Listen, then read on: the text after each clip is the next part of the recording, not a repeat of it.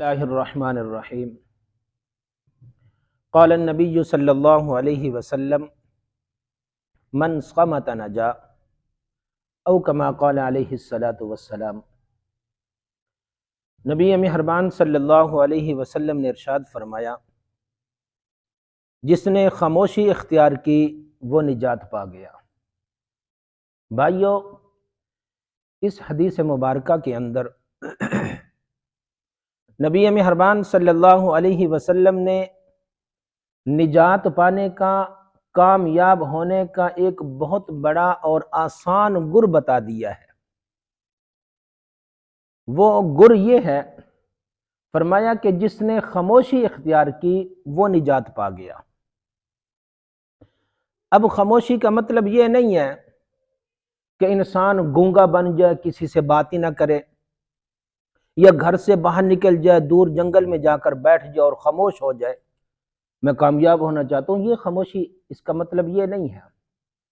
اس کا مطلب یہ ہے کہ جہاں بولنا ضروری ہے وہاں پر بولنا ہے، جہاں بولنا ضروری نہیں ہے وہاں خاموش ہو جائے۔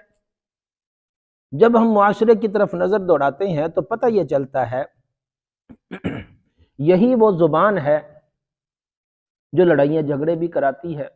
بھائی بھائی کے درمیان لڑائی جھگڑا، بہن بھائیوں کے درمیان لڑائی جھگڑا، رشتہ داروں کے درمیان لڑائی جھگڑا، ہمسائے اور دوست احباب کے درمیان لڑائی جھگڑے چھوٹی سی بات ہوتی ہے اور وہ اسی زبان سے بڑھتی بڑھتی بڑھتی لڑائی اور قتل و غارت تک پہنچ جاتی ہے، اختلافات پیدا ہوتے ہیں، فسادات پیدا ہوتے ہیں۔ یہی وہ زبان ہے جو انسان سے جھوٹ بھی بلواتی ہے، یہی وہ زبان ہے، اسی زبان سے انسان گالیاں بھی نکالتا ہے، غیبت بھی کرتا ہے، لوگوں کے دل بھی دکھاتا ہے اسی زبان سے۔ اگر یہ زبان، اگر اس زبان پر کنٹرول کر لے، اس زبان سے خاموش ہو جائے تو پھر بہت زیادہ جو ہے نا وہ لڑائیوں سے بچ جائیں گے، اختلافات سے بچ جائیں گے اور جھگڑوں سے بچ جائیں گے۔ نبی مہربان صلی اللہ علیہ وسلم نے فرمایا کہ جو شخص اللہ اور آخرت پر ایمان رکھتا ہو اس کو چاہیے کہ منہ سے اچھی بات نکالے یا پھر خاموش رہے۔ حضرت لقمان حکیم کے بارے میں آتا ہے کہ وہ ایک غلام تھے اور ایک دن ان کے مالک نے حضرت لقمان حکیم کو بلایا اور کہا کہ ایک جانور ذبح کرو میرے لیے۔ جب جانور کو ذبح کر لیا تو کہا کہ اس جانور کے جسم سے 2 بہترین ٹکڑے نکال کے لے آؤ۔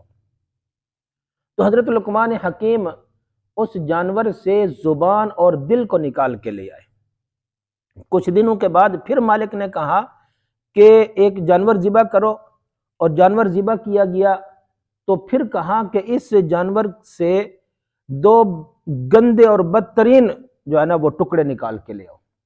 پھر لقمان حکیم وہی دل اور زبان نکال کے لے آئے۔ مالک نے پوچھا اس کی وجہ کیا ہے؟ جب میں نے کہا کہ اچھے ٹکڑے نکال کے لے آؤ تب بھی یہی زبان اور دل نکال کے لے آؤ، اور جب میں نے کہا کہ گندے ٹکڑے نکال کے لے آؤ پھر بھی یہی زبان اور دل نکال کے لے آئے۔ تو کہا کہ یہی وہ 2 چیزیں ہیں جسم کے اندر، یہی وہ 2 چیزیں ہیں، یعنی زبان اور دل۔